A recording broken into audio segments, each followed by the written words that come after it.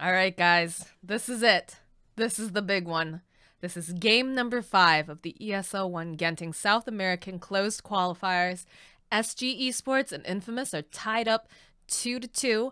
This has been an absolutely wild series to be covering. We saw some crazy push strats coming out. We saw a split pushing Rat Dota style Lifestealer and Shadow Shaman in game number 1. We've seen the amazing comeback of Tinker in game number 3, I think, between SG and Infamous as they pushed with the Drow strat. I am ready for everything and anything in this game, and I'm looking forward to it. I'm your caster, Moxie. I'm here with Forge.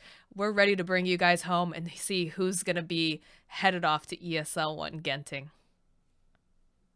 I'm really glad that you're ready for anything and everything, because this is game 5. Everything's on the line. This is when you bring out the pocket strats. This is when you see the Huskar Dazzles. This is when you see the double bubbles, you know, double bubbles. Let's go. I mean, this is when everything hits the wall. So I'm really excited to see what happens. And we're already going to see some big respect bans coming out from both Infamous and SG. The Luna and the Tusk and the Shaman actually going to get banned out from SG. And Theolacor, I guess, doing a little bit too much work with the Bounty Hunter, is going to get banned out from Infamous. All right, we get the Lucky Ogre pickup on the side of Infamous. Maybe they're hoping that little bit of luck gonna rub off on them, as well as you know, guiding their skill here. But again, very tanky support, gonna be able to do a lot of harassing and throw out a lot of nice bloodlust here.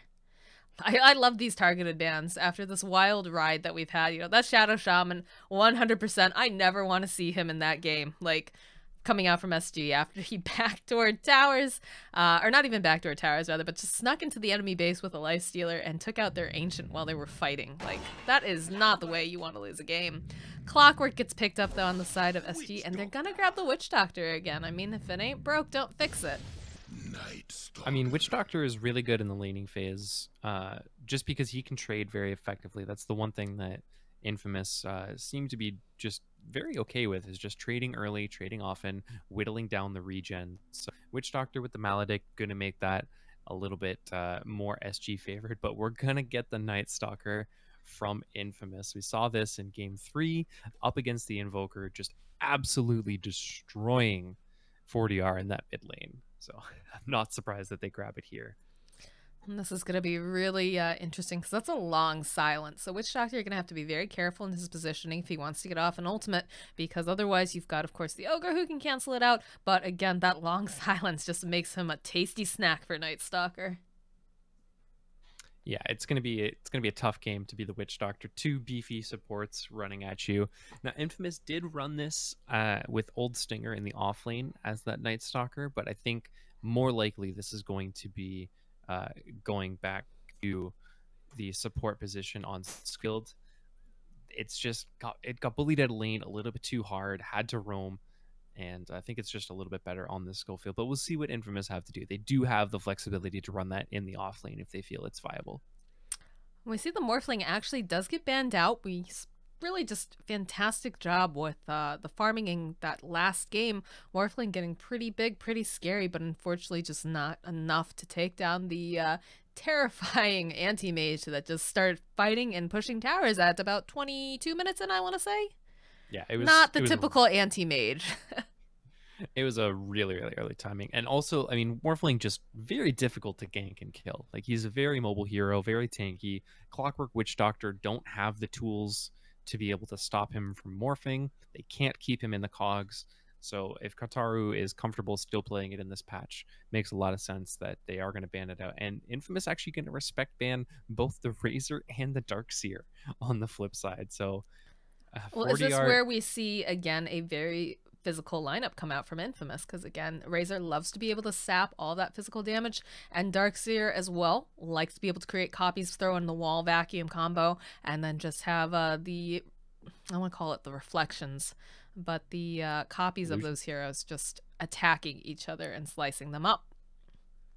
I mean, it's certainly possible. Ogre, of course, with the Bloodlust, definitely amping up that potential. I wouldn't mind seeing the Tiny get picked up again. I believe that was SG that ran it earlier on Costabile, but Infamous certainly very comfortable with it. And I mean, Tiny plus Ogre is a very good combo. The gank potential is huge. The pushing potential is nice, and not really too scared of both the Witch Doctor or the Clockwork. Though with the Underlord pickup, I don't think that Tiny is going to make it into the game.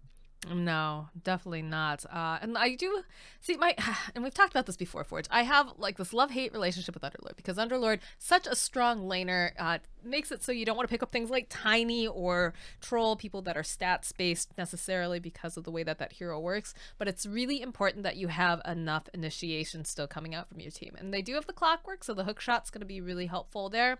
The Witch Doctor as well, they'll be able to protect him by able to throw out that Pit of Malice and kind of get some zoning going on. But I think they need to be really careful about the next couple choices. I think I want to see one more initiator coming out from the side of SG, as well as someone who's going to be dishing out a lot of physical damage. So yeah, that's the main area that they're lacking. I'm not too worried about their initiation. Like you said, they got the Clockwork hook, they've got the Witch Doctor with the coconut. It's not exactly a great initiation, but good follow up to the Clockwork. So I'm not too worried about the initiation. I'm more worried about the fact that they have no damage right now. It's all this kind of like long, drawn out stuff. They don't have anybody to burst. I wouldn't mind seeing something like the TA get picked up for 4DR.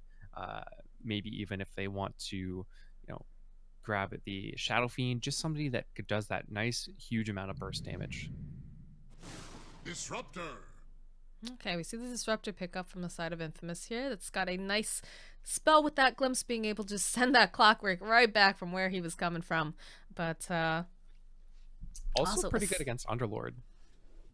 If you time it right, the glimpse can actually pull the Underlord or one of his teammates back from the Dark Rift. If you I believe you can only bring one. I believe it only brings back the Underlord. But it'll bring back somebody, and whoever that is probably dead. But it's at least somebody. It doesn't give that clean getaway that you want from an Underlord. And with a Drow Ranger, I mean, you want that clean getaway. So yeah, this is all right. So again, for the final game, we do get a Drow strat, this time coming out from the side of SG. They've got the Clockwork, which is one of the best counters against Drow, being able to close that gap really carefully. And they do have a decent amount of lockdown, a really tanky two heroes that'll be able to stand and fight, take a lot of punishment, and protect her where she just sits back and sieges. So I'm interested to see what Infamous decides to pick up here, how they're going to deal with the Drow.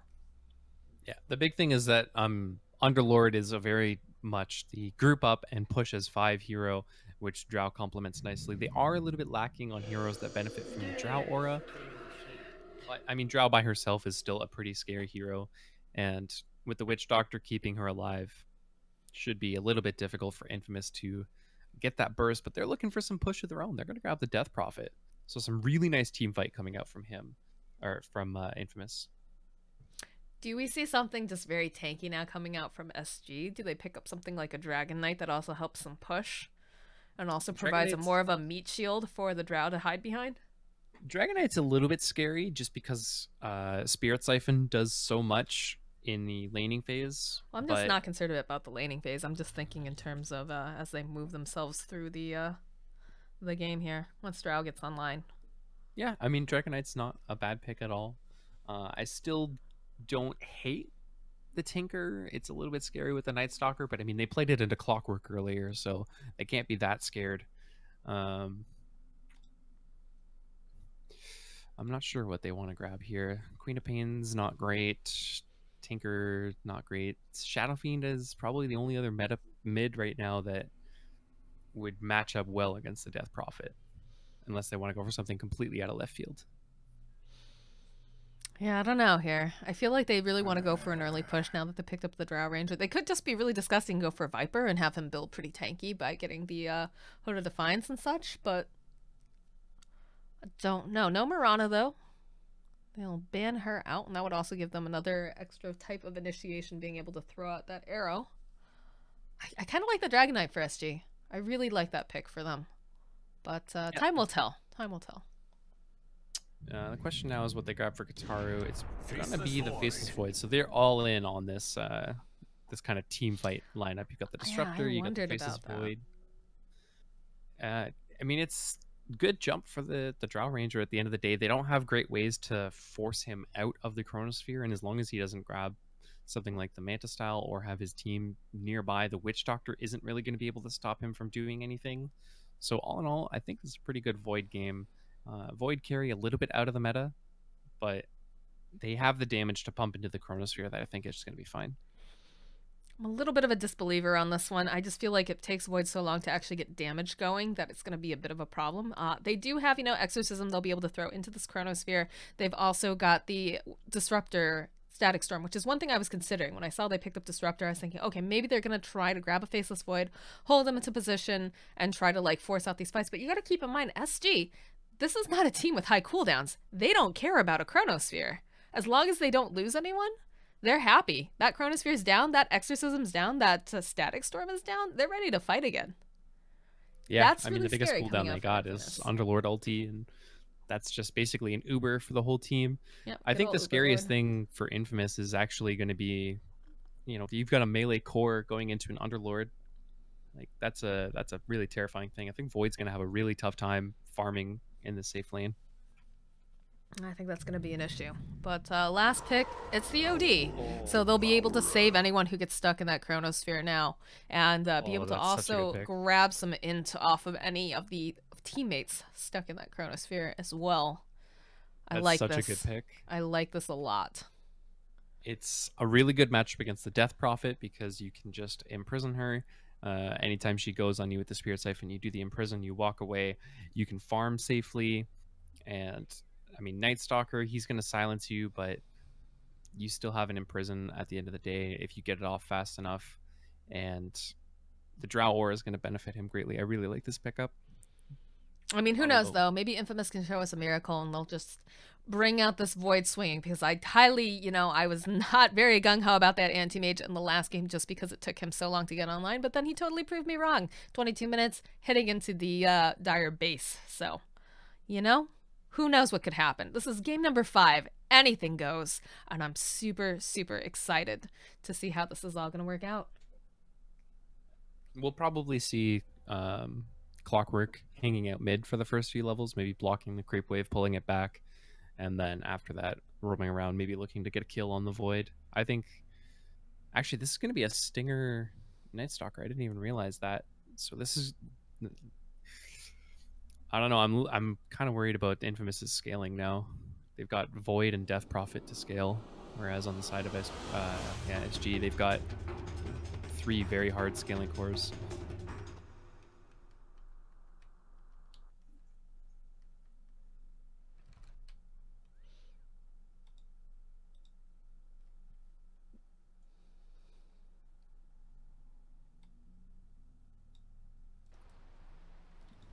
All right, guys, this is it. This is game number 5. The winner of this gets sent on towards the main event for ESL One Genting.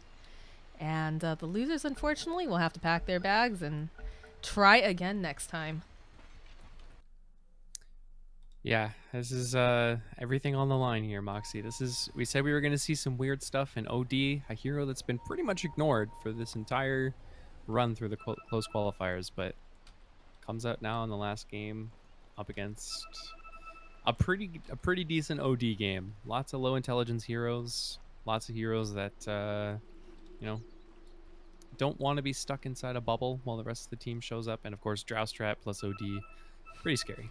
Double bubbles. We got it. We got the Astral Imprisonment, which is kind of like a bubble. We've got the not quite the double bubble I meant, but well, it's close I enough. understood that, but I'll take what I can get here.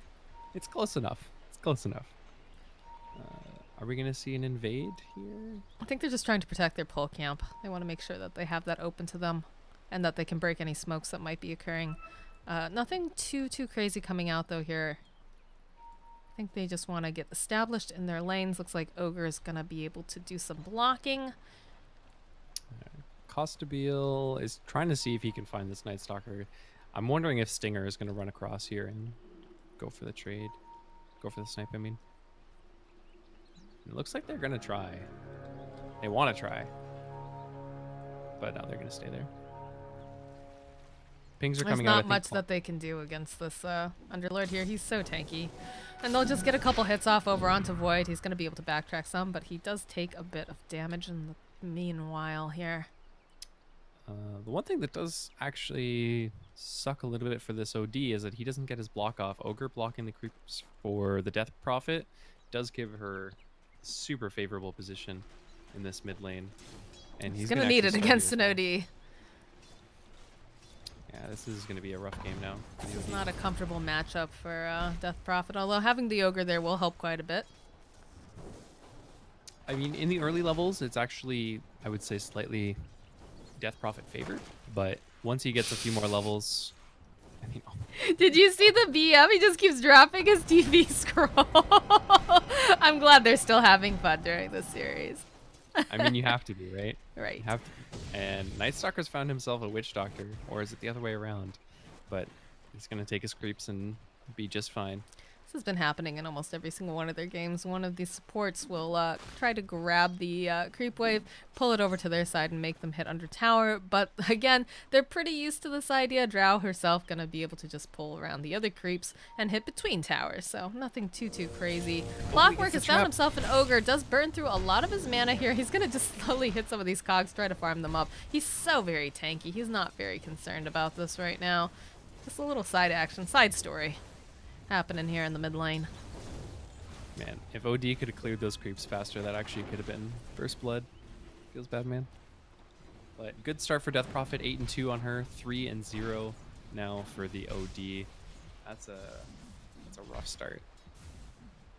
Underlord doing Underlord things here. He's got his level 2. He's just going to throw out the Starstorm occasionally.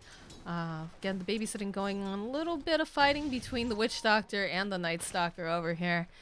Shouldn't be too much of an issue. He's going to be able to walk back, get himself that bounty rune, get his level 2 off of that as well. You got Bloodlust on the Night Stalker. He's going to run down the Witch Doctor, but should be okay. This is giving a lot of space to the Drow Ranger, though. 7-7 on her, prioritizing a bit on the denies, but is going to help her levels out. Are they still just trading around?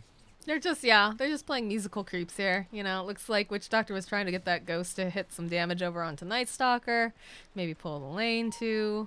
Night Stalker's just gonna, again, lead the conga line over to the dire jungle. Although Clockwork coming forward, he does have himself an invis rune. Will go ahead, reveal himself, throw him into the cogs, and just mess with him a bit. Couple bounces here. We'll be able to get some of that maledict damage, and the battery assault just doing a lot, actually. The one more tick actually be able to take down Night Stalker, and the dynamic duo of Witch Doctor and Clockwork get themselves a kill. Sucks a little bit because the creeps got the kill, which means there's no actual first blood, but still, Night Stalker dead. Nice rotation from the Clockwork there. And Maledict proving a little bit OP. This is a lot of space, though, for the Faceless Void. Underlord has been pretty much bullied right out of this lane. Been resorted to jungling. And Void is completely free farming. 21-11 on him. Well, he's got a sentry ward. I'm actually a little surprised that he didn't try to block the camp. But he will take out the lane ward sitting over here. And the Ogre is making a rotation. Does have Ignite. While all this goes down, we lose the Night Stalker again here in the bot lane. Ooh, this is looking really good for Costabile. Top lane, though, they do catch out the Underlord. He's going to have to try to limp himself away from this, but it's just too much damage. Ogre going to be able to get that final hit. It's a scary lane for a lot of these offlaners. These supports with a lot of catch. You've got the kinetic field on one side, cogs on the other. Very tough for either of these offlaners to really deal with. Look at this arcane orb. It just eating through Death Prophet's mana here. Soul Siphon doing a lot of damage as well. Clockwork making this rotation. Is he going to find this Death Prophet? She's found herself a double damage. I don't know if he necessarily wants to fight this, but with the backup coming from the OD, he's been able to go use that solve, buy himself a little bit more time. These cogs just burning all of the mana, though he might just settle for the Ogre Magi here. One more hit. Actually, we'll be able to take him down. Clockwork still giving chase. They're not going to be able to catch the Death Prophet, though, so she gets herself the double damage, but she loses a lot of health in the process. I mean, there's 21 stolen intelligence on this OD right now, plus the Drow Aura. He is hitting like a tank. Oh, they get a cask off over onto the Night Stalker, but it doesn't get the second bounce, so I'm not sure if they're going to go for this dive. A lot of TPs coming out, though. We see that the Ogre's standing nearby. They'll be able to get the Yeah, they'll be able to get the cage up and running. They'll turn around, just try to kite Night Stalker, maybe get something out of this, but Drow will still fall. Witch Doctor doesn't have any mana, and he's also gonna just get taken down as well. So that's a nice beginning of night here for this Night Stalker. He's got 2 kills under his belt now after dying twice in lane. Yeah, it's going to give a little bit of space to the Underlord, but at the end of the day, I mean, it's still a Faceless Void who's a full level ahead of him. Does have to take off, time walk off that damage, though. Standing in that Firestorm, not the best idea. And OD is now starting to bully mid. This is kind of what I was talking about. Early levels, you know, OD, I think, has a bit of a tough time. Spirit Siphon, very, very potent ability, but as those levels in Arcane Orb come up, and especially the Essence Aura. Ooh, Drow Ranger. They're considering action coming out again. The kinetic field will connect here. Keep her caught over as well as that Thunderclap. One more hit, and it's actually going to be the Night Stalker who's able to get a revenge kill. The support's running around trying to get something done, but does leave the Drow by herself. Theolicore, I mean, he's trying to find some kills maybe on this Faceless Void, but it's a tough kill. Chronosphere's online, you've got the Time Walk to get out of these cogs. It's one of the things that sucks about grabbing Clockwork so early in the draft is it's very easy to just, you know, grab a Night Stalker who can fly out of the cogs, grab a Faceless Void who can jump out. Oh boy, this is looking a little scary right now. OD gonna try to fight his way away from this. Does not have any points in the Astral Imprisonment. He's actually gonna get taken down here. Witch Doctor showing up just a little bit too late, although there is a Clockwork. Might be able to get this kill. Yeah, Tower actually gonna be able to take down this Ogre Magi, and they put a lot of damage over onto the Death Prophet. She's ticking down real slowly here. One more tick should be able to take her down, and the Witch Doctor gonna get rewarded for his rotation. Still chasing after this Disruptor though. He does have a glimpse if necessary, does have a kinetic field as well, and the Faceless Void actually making the rotation down to the spot lane. Pinstring again. There's 2 different fights going on. They find themselves the Drow Ranger. They'll throw her up into this Chronosphere now. A couple more hits. The Gust comes out. Does not save her, unfortunately. And the supports were just preoccupied during that entire time here. Death Prophet getting bullied again against the OD. Support's making this rotation again. There it is. It's like it's on repeat. They'll be able to go throw him into the kinetic field. He does have the Astral Imprisonment this time around, and the Clockwork will come forward, grabs himself that Ogre. Witch Doctor standing nearby. He doesn't have his 6 yet. He's only sitting at level 4, but they're going to be able to put a lot of harass down. Can this Disruptor make it out before these ticks? It's looking like he's going to just barely be able to get himself back by the skin of his teeth. Ooh. That last Crypt Swarm, though, doing just so much damage, will be able to take down the Clockwork. Costabile just getting constantly roamed on in this bottom lane. I mean, these supports are doing so much work on this side of Infamous. And nighttime is going to end now, so this aggression probably going to slow down a little bit. But as I say that, Laposa, a bit of problems, maybe? I think he's just going to try to TP himself out. TP is actually moved out of his backpack. And he's going to just dig himself in a little deeper. Manages to dodge the kinetic field. Oh, can Disruptor find him in time? No, he's not going to be able to. TP's out to the safety of his own tower. Void's going to find himself an Invis Rune. No Chronosphere, though, so I don't think this is going to be a kill on the Drow. But I think if he tries, it's going to be a big problem because there are a lot of people standing nearby that are more than happy to try to grab him here. Yeah, there's going to be the Gust kickback with the... Oh, the Coconut gets dropped as well. We'll be able to use his Q, get himself out. Time Walk. I tried to say backtrack. Oh my gosh, I'm in like the wrong era of Dota. Well, actually, no, that's still a thing, Moxie. He's got it back now. Level 25, he will have that backtrack available. You're not completely crazy. Just mostly. Exorcism gets used on the top tower. They'll try to push this down. They don't have a creep wave, though, so Death Prophet is tanking quite a bit of this tower damage here. This is one of the nice things about Underlord. You can just very easily spam out the waves, slow down this push. I mean, the damage is still going to get done, but it's going to get slowed down a lot because she has to keep backing off from this tower. She's taking a lot of damage. We'll be able to get healed up, though, from the Exorcism. This is giving a lot of space to the OD, though. And that's really a way I think the damage dealer is going to be at the end of this day. At least for the team fights. Obviously, Drow is going to be the tower hitting machine, but for these team fights. Oh, there it is. There's the Chronosphere. It's going to land over onto two different heroes. They've got the Spirit Siphon off on both of these guys here as well. They'll try to push back using the cogs. Looks like Clockwork. He's going to try to run himself away. Does go ahead, pops the one, but there's a nice glimpse back here, and Disruptor will be able to clean up. Darkness gets popped, extending it. I was going to say extending nighttime, but it's actually only 10 minutes in, so just turning it to nighttime for now. Going to deny that vision as they push in on the bottom lane, make them feel not very safe. It's kind of interesting is the fact that both of these teams have run Drow strats before, and they've both been successful with it, so they know how to shut each other down. I do like how we see the Witch Doctor. He's babysitting the Drow now. They know that when nighttime's around, this Night Stalker is just going to be hunting for her constantly. So they need to be very, very aware of that. They also need to play around the cooldowns. You know, they have the Chronosphere down for just a little bit longer here. It looks like about 83 seconds. And the Witch, not Witch Doctor, the Witch, rather, the Death Prophet, of course, has her Exorcism on cooldown as well. Looks like they're going to go for the smoke, though.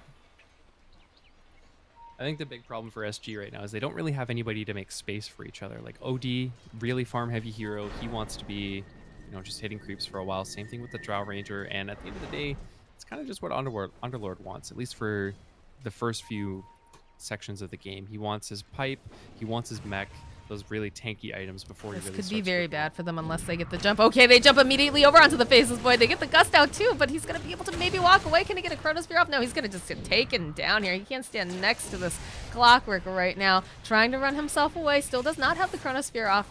So they'll turn around. They'll settle for a Disruptor. I mean, a little bit of miscommunication there. I think pushing the Clockwork out, pushing the Faceless Void out of the Clockwork Cogs. Yeah, I think she just panicked. She wasn't sure if Chronosphere was back up or if he tried to run himself out. In fact, he opened with the Q, so. Yeah, I think she just wasn't expecting him to jump into her. So. And there it is. There's the Uber Lord. It's going to be... Oh, he cancels it out. They decide to just take the tier 2 during all of this. Exorcism actually getting used over in the mid lane by the Death Prophet, but I don't think she's using it to the max potential that she'd like to be. Although in comes the Disruptor. He's got the glimpse. He's got the cage. Will be able to save himself for a little bit longer here. Faceless Void has the Chronosphere as well. They will get forced back. Exorcism is over. I'm not sure if they still want to fight into this. In fact, it looks like Faceless Void has decided he's just going to walk himself out here. Yeah, the rest of his team, though, unfortunately, is not so lucky because Death Prophet going to get stuck in these cogs. Immediately follow up with the Starstorm. Night Stalker, of course, fighting on the other end, trying to fight against this OD. Looks like they still get the kill over onto the Death Prophet, and in comes the Chronosphere. They found themselves the Drow, and there's no one really able to save her right now. Big Static Storm being thrown out on top of everything else. It's a nice Witch Doctor ulti. Will be able to get the kill, and they're chasing after Faceless Void now. Drow actually still alive. That last long-distance arrow. Ooh, they will be able to just drop the hammer, and now trying to grab the Ogre Magi before he can leave. They're just not able to do it. That was a split fight there. I think a little bit of miscommunication coming out when they were first going on that OD. Maybe not quite understanding the interaction between Astral and Glimpse, but if you Astral yourself after you get glimpsed, you still end up where you should be glimpsed to. You don't get saved from that. So they went around assuming he was going to be where he was Astral, but he actually went back to the glimpse, bought him enough time for his team to show up, and after that just didn't have quite enough damage with Exorcism ending as the Chronosphere gets dropped. Yeah, they're thinking that they try to go get this Roche, but they just don't have enough damage quite yet on this Drow Ranger. She's working on getting that Dragon Lance so she can sit back and be able to just kind of kite heroes left and right and also just siege these towers without too much fear. But now that they know that the Chronosphere is down, I think they'll probably be a little aggressive here. Faceless Void is still top of the net worth. He's going towards the Battle Fury. We'll have it after this creep wave, but again, this is not going to solve their damage issues, and OD is starting to hit like a absolute menace. My Death Prophet wasn't able to get away from that, not with the Clockwork there as well. And they're going to go in, yeah. They've got the Dragon Lance is online. They're going to try to take down Santa Roshan here. Should be able to get this no problem. I don't anticipate anyone popping into that pit and causing any problems, especially not with the Clockwork standing outside. Underlord going to do his subtle teleportation down to the bot lane. I think that's such a funny, like... I think monster noise. I think he mistimed that a little bit. He was kind of hoping to get it right as the Roshan was ending, but they're like, no, we don't want to go with you. Oh, Night Stalker. He's trying to fly himself away here in the trees. They need to stop this TP, and they just find him at the last second and not going to be able to cancel it out. Good mobility coming out from that hero, and are they going to find themselves a team fight? Chronosphere is up, Exorcism's up. I don't know if this is the time that they want to take an engagement. There's a scan. They have a couple wards over here. They're not going to give them that much information. I think they just... Yeah, Drow's not there. I don't think they want to take this. They don't know what's lurking in their own woods. I mean, like I said, they just don't have heroes that want to make space for each other, so everyone's still trying to get the farm and get the items that they need. Underlord, he's trying to finish the Greaves. You've got a Hurricane Pike coming online for OD, but he's still a bit away, and I mean, Drow doesn't really have any items either, so they just have to kind of turtle for a little bit. That Aegis, I think, a bit more of a denial technique than really trying to push with it for now. They're gonna smoke. Yeah, it looks like Death Prophet actually using her ultimate just to farm here. They're not looking at getting any big team fights quite yet. She had an Arcane Rune. She probably figures, why not? They're looking for this Faceless Void. If he's paying attention. Top tower getting pushed in a little bit as well. There's the gust off. He's gonna... Oh, the clockwork. Not gonna be able to get that hook shot in time. Nice dodge coming out from Void. No ulti yet on the Underlord, so this might just be a T2 for T2 trade with the Night Stalker pushing in top, and they might lose this mid tower as well. Yeah, looks like they've got their eyes over here on mid. Pushing pretty decently hard over on the side of the Radiant, considering it's a Roush strat, but there's still a lot of damage that's already been done on some of these other towers, and they'll be able to capitalize on that as they 5-man push. I mean, this is the answer, right? This is the rock, paper, scissors of Dota. If your enemy team is just 5-manning like this and you don't want to fight into them, just push 2 other lanes. It's not like they're super ahead in terms of getting that damage off, but yeah, we do see the Night Stalker. He's already made himself home. They have an Aegis on Drow, though, and she's just not afraid to just sit here, siege the tower. Again, though, someone still needs to deal with this Night Stalker, I think. I don't know. Yeah, it looks like they're going to back off. It's going to be the OD headed back to the main base here. While the rest of the team gonna try to fight. They should be able to get this kill over onto the Ogre if they could just close the gap a little bit more. Yeah, that coconut coming out. And again, oh, they get the kill on Night Stalker. TP is coming out towards the mid lane. They're gonna force the creeps off of this tower. They do spot out that Underlord standing nearby. They glimpse him over next to the wards, but don't seem too concerned about that. Now, they didn't take the tower, so... And they did use Sanities as well on the OD to kill the Night Stalker. So that's going to be on cooldown for a little bit. Chronosphere is ready, but no real damage just yet to pump into it. Exorcism is ready to go, so they could use that. But I don't know. I'm worried on the side of Infamous that they're just going to lose all of their towers before they get anything online.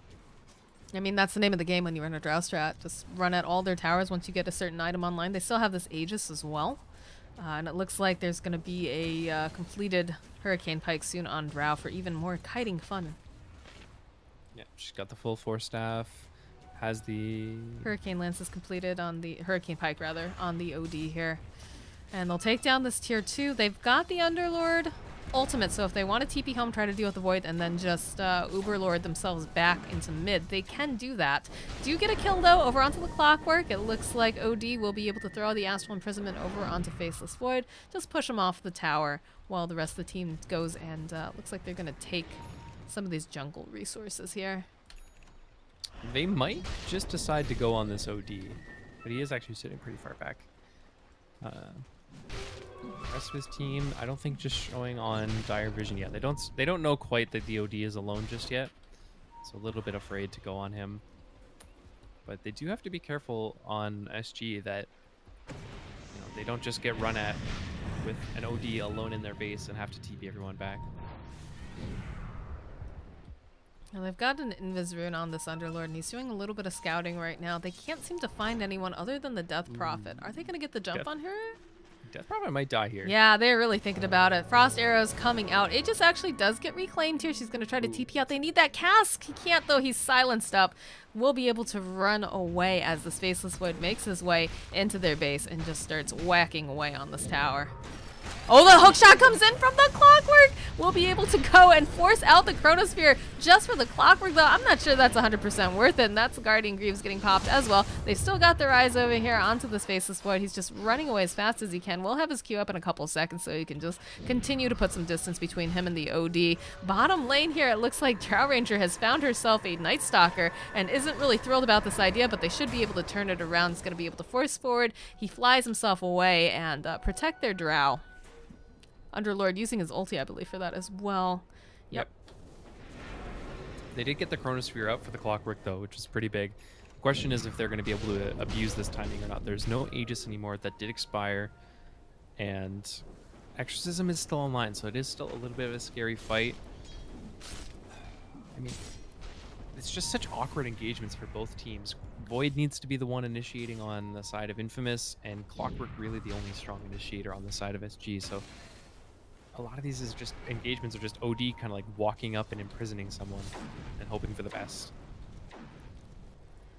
It feels like they've just really, they're focused on these towers. Oh, hookshot comes in over onto the Faceless Void. He's going to cue the battery assault, but luckily for him, there is the Disruptor standing nearby. We'll be able to give Void that support, get him away from this very pesky Clockwork. He was so close to getting the cogs pushback that he was looking for. He didn't actually want him in the cogs. He was hoping to get the stun off, but slightly misjudged it and does allow Faceless Void to get away. And I mean, you talked about lack of initiation during the draft, and I believed in the Clockwork, but if that's the only follow-up that they have and there's no Blink Dagger yet on the OD... Well, run, Witch Doctor! Run! Now. The woods are unsafe, my friend. Yeah, they're looking. They can't find him. Hopefully, yeah, he's gonna be able to run out. That ward going out just in the nick of time to buy Witch Doctor the space needed to run himself away from this Disruptor here. My goodness. And Night Stalker was able to TP out from underneath the OD and the Underlord at the same time as well. There's just no real stuns. Once they get put away and once Clockwork's not there, they just get TP'd away on the side of SG. Now again, they're trying to play the vision game early as well. We see that the Witch Doctor's picked up that Gem of True Sight for making sure that their woods are safe for Drow to go through, and also just in general to make sure that, you know, there's no vision. It makes it a very spooky place when you don't know where people might be lurking here. Yeah, and vision, I mean, against the Night Stalker, always very key. So this early gem, I think, is a good pickup. Night Stalker probably will look towards Night Stalker, yeah. There's the Sanities gets used almost immediately after 2 hits. Clockwork, he's gonna miss that hook shot, but he's still giving chase here. Death Prophet standing nearby will make them rethink their choices about trying to chase after him. So that was very close, but manages to get out here. I think Nerve's getting to feel the core a little bit here as he's missed a couple of those hook shots now, and with him being the only initiation, I think he's feeling a lot of the pressure. Underlord gonna have to move in towards that scythe he's got now to try and complement their lack of disable on this team. Catch the Void. If you get the Pin of Malice on the Void with the scythe on top, you can actually just permanently root him and hopefully kill him. It's going to be hard to hold him down because they're looking probably to try to get any pickoffs on Void early on, slow this down, and then start pushing, but they haven't been very successful in taking him down. Top lane, again, they have the Dinosaur chasing after the Faceless Void, but he's just so quick, it's very difficult to hold him down from escaping here. In fact, it looks like, oh, OD, if he had just turned that corner a little earlier, he would have been able to catch himself a Disruptor. I mean, neither team really getting anything done right now. Like, no objectives falling. They don't want to take any engagements because, I mean, Void and Death Prophet haven't really been on the same side of the map for about 10 minutes now, and they need the damage. They need to get some kind of hard team fight going. They're just so scared to run into this Drow lineup. Understandably so, but at some point. It's a lot about positioning, too, with this Faceless Void. He needs to make sure that he grabs as many people in this Chronosphere as possible, because otherwise they're going to have the Astral come out. If he's got any of his teammates stuck in there and they don't have that OD, he's just going to be stealing free int. And also putting a ton of damage onto his teammates. It's a lot of positioning. They spot him out over here, but I'm not sure that's going to be a big team fight coming out. They do catch the Drow Ranger, actually glimpsing her back towards safety here. We'll turn around, get a couple hits of hope, but there it is. There's the Faceless Void. She's actually going to use the Hurricane Pike, force herself back here. The cogs are actually proving to be a little bit of an issue moving around the Underlord. Looks like the Witch Doctor will get taken down by the Drow Ranger. Drow, she's still got her eyes over here on this Faceless Void, but the rest of her team's fighting over on the back, and it looks like Death Prophet has gone and pulled out those ghosts. There's going to be a nice Chronosphere. OD can't get himself close enough to save his teammates. There's going to be a Ghost Scepter as well. Drow sitting on the high ground, wants to maybe get something done. Needs to be very, very careful, though, during all of this to avoid getting caught out. Glimpse comes back. Oh, that's a big glimpse. She's going to TP herself away, and they're going to need a bash or something to cancel that TP. They're not going to be able to, and it looks like OD just barely going to be able to waltz himself out of the situation. Huge fight for Infamous, finally being able to get the team fight that they wanted. I mean, they find the Drow, they don't let her get any damage, they constantly keep the Night Stalker and the Disruptor running after her. Really nice Chronosphere from the Faceless Void comes out, traps the Underlord in. They grab the gem off the deck as well, that gets dropped, that was on the Underlord. Really solid team fight coming up from Infamous. Now here's the thing. Ghosts are down. Chronosphere's down. If I'm Infamous, I think I just, or sorry, SG, I think I just go push again. Yeah. Roche's also up, and there's a double damage pit rune right outside that pit. That is the most welcoming looking Roche pit I think I've seen. That's a Gabe and please moment right there from SG. They are going to move right into the pit, like you said, and this is one of the dangers of having really nice team fights like that. Your cooldowns kind of limit you.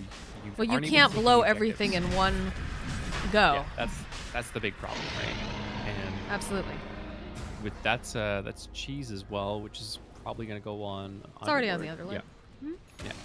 Might get transferred over to the OD, but he's, I mean, I was going to say light on slots, but he's actually pretty okay. He could drop like the Null Talisman, the Magic Wand, something like that. And now, I don't know if Void knows, or rather Drow knows that Void's picked up that Silver Edge. I think that's a fairly new development. And they're just going to let her come forward here, start sieging. She's got that double damage rune. The hookshot actually not going to connect. Night Stalker just a little too fancy with this footwork here. There's the Disruptor. He's coming forward again. They're just going to let Posa tank this tower. He has the cheese if he needs it. They'll use the fort. Team fight's ready. They have the team fight. They'll make the rotation. They see this Void. We'll be able to throw him up into the Astral Imprisonment. Again, keep in mind, Drow, she's got the... She's got this Aegis. They've got cheese over here, up and running over onto our dinosaur friend. Glimpse comes back. Laposa might... Well, yeah, he's already switched it over here in case he's forced to use it. We'll just back themselves off. They've let the Drow hit a couple towers here. Not too much damage. They got to figure this out, though. Yeah, they actually bring them down to the jungle. OD gets left behind. That's a feels bad, man. He's a strong, independent Outworld Devourer. He's fine. He's actually going to move towards the Scythe instead of the Underlord. Underlord going to move towards the Blade Mail. Looks like it's coming out on the Courier now. So OD going to be responsible for the lockdown. And they got to pick off this Void. They got to get this Void out of the picture. He doesn't have the money just yet, though. He's still working on it. And the money for what? What are you talking about? Money for the Scythe. Oh, I was talking about Faceless Void, so I'm like, what are you talking about? I'm so confused. Well, you're saying they need to pick off the Void, and I'm saying that without that Scythe, I don't know how they do it. They don't have a lockdown. I'm sorry, I didn't follow your train of thought there. That's okay. I don't know, this draw strat's starting to look a little scary for them right now. I mean, the team fight is just... massive. It's just massive. And now he grabs the cast walk, the time walk cast range. So he basically has a free blink dagger every 6 seconds. That also heals him for all damage taken in the last 2 seconds. Got the completed Octarine Core over on the Death Prophet as well. Which means that those ghosts are going to be up and running a lot faster than before. And that's going to be a really advantageous setup for team fights with that Chronosphere. So... And Mass Force Staff's coming out on the side of Infamous as well. Death Prophet's got one. Night Stalker's got one. Ogre probably going to be building. Yeah, he's building towards one right now. Huge amounts of mobility, and right now it's pretty much just the OD and the Drow that are keeping up. Witch Doctor, pretty poor this game. Bottom of the net worth. Clockwork, going to be building towards one now, but very far away. Get the cask off over onto the Faceless Void. He'll immediately get glimmered up, move himself away. Oh, the hookshot coming in though from the Clockwork. Will be able to grab himself this Ogre, burn up a bunch of that mana, and it looks like he's going to be the one to fall here. Rest of the team has decided, all right, let's back off. Death Prophet makes her way over towards this mid lane, and Faceless Void heads off to the Radiant jungle. They could actually just push out this top lane once and then Underlord ulti to a different lane if they wanted to. I would think top would be their mission, or sorry, bottom would be their mission, but we'll see what they want to do. They have to keep their lanes pushed out because Infamous has just been ratting them this whole time, not allowing that group up. Death Prophet's going to be okay. Looked a little scary for a second. Double damage bottom though. Whoever finds that's going to be very happy. It's not going to be the Death Prophet though. She walks right past it, doesn't quite see with the Fog of War, and they've got their attentions turned to the bottom tier 2 tower. This Void is pumping out some decent damage now. Yeah, he's starting to hit hard with that. I mean, you've got the Manta Style, you've got the Silver Edge online. His damage is starting to add up. You've got the Bloodlust for some extra attack speed, so he gets bashes more often. I don't think they can afford to be giving up these towers. I mean, the thing is that every time they go to group as 5, this is exactly what Infamous does. They've been doing it this whole series. They're just not allowing this 5-man from SG to come together. And that's where SG seems most comfortable. Every time, you know, a team fight goes bad, it's because 1 or 2 people get initiated from Infamous. You know, they just jump in, they find like the Underlord, they find the Clockwork, they jump in, and then the rest of SG shows up. These big 5-on-5s, I would say, have, you know, Infamous has the advantage just from clean initiation thanks to that cast walk. Yeah, this is big. Void's just finished up a BKB. Yeah, that's going to make it so it's already incredibly difficult to take him down, but now, I mean, maybe if OD can get that sheep stick off and they're able to get off, you know, a nice battery assault on top of that, and maybe another stuff. Like, they just have to lock him down for so long in order to make it safe for this Drow Ranger, because otherwise he just jumps in with that Chronosphere. And look at him, he's on the hunt. He's going to find himself Drow. This is going to be huge for him. If he can grab her, he's got the double damage on top of that. Look at him. They see him too, but the Aegis goes right out. Oh no, at just the opportune moment. That's a dead Drow Ranger. If he spotted no that buyback. out, this is high ground. If he spotted out this out, that's high ground. This tier 2's gonna go down. They're gonna try and spam it out with Underlord. But yeah, she has no buyback. She just bought the Eagle Song for her butterfly. That was such a huge pick. Huge pick. Such bad luck that that Aegis just went down. Yeah. The high ground defense is very good for SG. Underlord, one of the best high ground defense, you know, melee heroes that you can ask for. He's got the Pit of Malice, he's got the Firestorm. It's going to do a lot of damage. He's got a BKB though up and running. Okay, there's the jump forward immediately coming out. We'll be able to throw the Glimmer Cape out, and he does have a... Gonna get stuck though in the silence over here. Oh, this is not looking good for Clockwork. They're gonna try to run themselves out. We'll be able to force staff and get the Underlord out of this situation. The hookshot coming out, buying them a little bit more time yet again. Lots of damage getting put out by this Witch Doctor. It's all physical, keep in mind. They'll be able to take down that tower though, and it looks like they want to maybe try to grab this Disruptor, but he's just out of vision already. So nice defense coming out here from the side of the Radiant. They weren't able to save the tower, but they saved the racks. But I mean, that was the 10-second BKB, and nobody died. That was some really, really nice play from SG there. It was really good in prisons. The hook shot from Clockwork saving himself was really nice. But they do lose the T3. This is going to open up shrines, lose even more of that map control. They already have a hard time getting vision out thanks to the gem that they lost and Night Stalker running around. Chronosphere is going to be up in 10 seconds.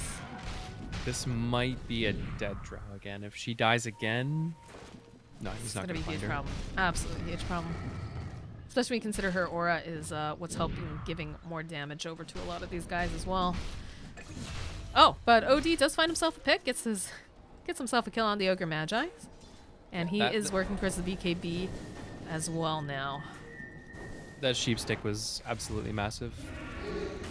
He actually almost got the kill onto Void with it, but not quite able to get it. Well, Leposa's just going to walk right into the base, pop his blade mail, and they get the hook shot off over onto the Death Prophet, and they just evaporate the Disruptor here. That's got to feel pretty good. Again, though, Faceless Void coming around. He's got the Chronosphere. They know he's there. They do have vision, or rather, they did have vision. They'll be able to throw down another sentry. They take the tower, and they'll put out a lot of damage again over onto the Night Stalker. He's going to have to go ahead, pop that Ghost Scepter, buy himself some more time. They're just focusing over here onto the racks. Void just waiting for his moment. I think he's just going to give up these racks, though. Yeah, they're going to let them take tower and racks, and Drow needs to be careful that she doesn't overextend here. Yeah, they're still looking to possibly get the jump over onto Drow, but Void deciding that they're going to back. He doesn't have the damage. Go back, yeah. I mean, they had the Death Prophet. They had the Death Prophet, but she couldn't get close enough to be in range to make her exorcism worth it. Like, she needed to be basically right on top, having already almost popped exorcism when the Chronosphere comes out. So the timing just wasn't there. It's just safer when you already waste the Static Storm and all you have left is really an Ogre as a support. It's just safer to let the racks go, hope that you can get them on a better team fight and take more objectives. Now these Illusions gonna discover that they're sitting in the Roche pit. Drow going as fast as she can, trying to take down Santa Roshan. Will get a little bit of help from her friends. They need to be really careful here. This could be very, very bad. Death Prophet, she gets the exorcism off. They will be able to get the Aegis out, but at the same time, Drow, now she's gonna be stuck in the Chronosphere. But his teammates, the teammates are also there as well. Silence comes out, BKB comes out from the Faceless Void. Will be able to take down that Underlord. Drow, this is gonna be a very shortly lived Aegis, but the save comes out from the OD, buys him a little bit more time. Still gonna be able to take down this Witch Doctor. Out comes the Drow. They'll pop the Aegis, and now it looks like the rest of the team is just trying to run themselves out. Drow is not long for this world, I have a feeling. Yeah, she tries to run away, isn't going to be able to quite get herself out. TP's come out, Glimpse is going to come out as well, though, and she's gone. No buyback on Drow Ranger, buyback on the Witch Doctor, no buyback on the Underlord or the Clockwork. This is looking like it's going to be a tower and rack, sir. This might be game. I don't think they have the damage. She has the Refresher Shard in her inventory, too. But she's dead. Oh, that's rough. That's really rough. I think this might be just game. Like, they don't think they're not gonna GG out of this unless they absolutely have to. This is a final game. This is game number 5, Forge. They're gonna fight till the very, very end. I understand that. I'm just saying this is at least 2 lanes of racks, potentially megas. These towers are melting right now. This might be megas. Yeah, BKB comes out. They use the Hex over onto the Sphere. Can they get the kill over onto Disruptor? They'll be able to clean up. Bounces coming out. These are some really value bounces coming out from the Witch Doctor. He's trying to get into position. He's got that Death Ward. Can they go forward, though? They change over onto this Night Stalker. They use the Dust. Clockwork, he's looking for the hunt. They should be able to get themselves a Night Stalker out of this whole ordeal here. And Clockwork's still looking, trying to see if he can grab anyone. Does have hook shot. Looks like DP going to be able to run herself out. They're still looking. Does manage to cancel out the Ogre, though. Get a really cozy little time in this forest together as he prays for some good RNG, I guess. Trying to run himself away from the Clockwork. Battery Assault doing quite a bit of work here. Needs to maybe get... Oh, look at that multicast. That's a triple. Oh, man. He's ticking down towards that Spirit Vessel. One more hit. He's still alive. Lucky little Ogre here. Can he get himself away? Swim, little guy. Swim. Clockwork still giving chase. Again, another multicast. While all this is going on into the base, though, they get a mighty Chronosphere. And there's the BKB coming out from the Faceless Void. He's got his eyes over onto this Drow Ranger. She cannot afford to die at this time. And it looks like the OD is going to turn around. They use the Glimmer Cloak, turn themselves around again. I've got their eyes over onto this Night Stalker. Glimpse comes out, and here comes the Exorcism from the Death Prophet. She wants to grab as many people as she can with this. We lose the Disruptor onto the back end here. Drow Ranger, she's just dishing out so much damage. She'll turn back around. That's a big Sanity's Eclipse coming out. He's got the Refresher Shard. He's going to go back in. He has 36 damage. He's going to be able to get that kill. And again, they're trying to just make more and more space from this Death Prophet. She's doing so much damage with the Ghost, but it doesn't matter. Triple kill coming out from the OD. And man, what a hammer drop that was. ×2. Yeah, and they're just going to go right for the end. They don't even care about the Mega Creeps. They don't have buyback on the on the Death Prophet. Oh man, looks like Little Disruptor gonna have to run himself back here. But yeah, they don't have Chronosphere, they don't have Exorcism. There's no reason for them to even like pay attention to anything else but these buildings right now. Although it looks like they're trying to distract them with their bodies over here. We'll be able to get the kill over onto Ogre. One more hit, they get the kill over onto Faceless Void. And congratulations to SG Esports. They're going to the event. Man, that Faceless Void tried so hard to carry that game. 4-man Chronosphere, but just they didn't have the damage at the end of the day. That was their biggest problem. They never had the damage to pump into the Chronosphere. That was what I was concerned about during the draft. The fact that, you know, Faceless Void, he's got nice setup. If he can catch the drow, that's great. But eventually, you know, it takes him a while to get that damage. I'm actually just really mortified that I was following around an Ogre and a Clockwork for so long while that fight was starting to break out. But I think you guys will forgive me since we got the main portion of that. So congratulations again to SG Esports going to ESL One Genting for representing South America. And, you know, GG well played coming out to Infamous. We saw some really fun Dota today, guys. Thank you so much for letting us be a part and watching our cast. This has been Moxie and Forge. And, what a series. GG. GG.